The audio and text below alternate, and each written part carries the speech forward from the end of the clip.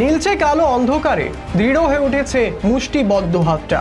রক্তরাঙা সেই হাতে জ্বলজ্বল করছে একটা কাস্তে, যেন রাতের অন্ধকার চিড়ে জেগে উঠছে সেই শানিত হাতিয়ার।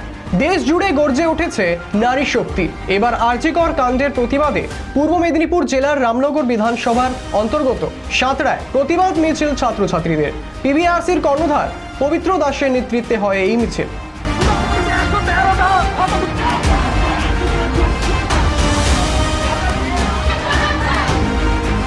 ঘরের নারী লক্ষ্মী নয়, কালী হয়ে জন্মাবে, এই দশম দেখবে দেখবে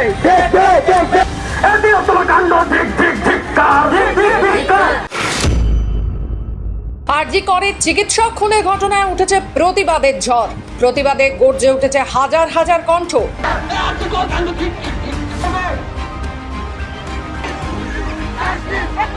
প্রথম দাবি, আরজিকর হাসপাতালে মহিলা চিকিৎসকের ধর্ষণ ও খুনের ঘটনায় দোষীর শাস্তি। দ্বিতীয় দাবি, নারীর সুরক্ষা।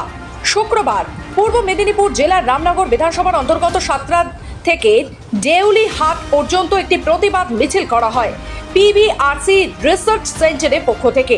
এদিন বহু ছাত্রছাত্রীরা এই প্রতিবাদ মিছিলে পা মেলান। তাদের মুখে একটাই স্লোগান, উই ওয়ান্ট জাস্টিস। তাদের হাতে রয়েছে প্ল্যাকার্ড, তাতে লেখা, ঘরের লক্ষ্মী আজ নির্যাতিতা, তো কোথাও লেখা উই ওয়ান্ট জাস্টিস। এদিন পিবিআরসির কর্ণধার পবিত্র দাস আরজিকর কাণ্ডের তীব্র নিন্দা জানিয়েছেন। আরজিকর হসপিটালের ডক্টরের মৃত্যুকে কেন্দ্র করে যে মর্মান্তিক একটি ঘটনা ঘটেছে, আমরা আমাদের পিবিআরসি সেন্টার, পবিত্র বায়োলজিক্যাল রিসার্চ সেন্টারের তরফ থেকে ছাত্রদের সহায়তায় একটি ছাত্র আন্দোলনের সূচনা করেছিলাম। আমাদের আন্দোলন হয়েছিল সাঁতরা কমললোচন হাই স্কুল থেকে দেউলিহাট গাংপুরা পেট্রোল পাম্প পর্যন্ত। আমাদের কর্মসূচিতে ছিল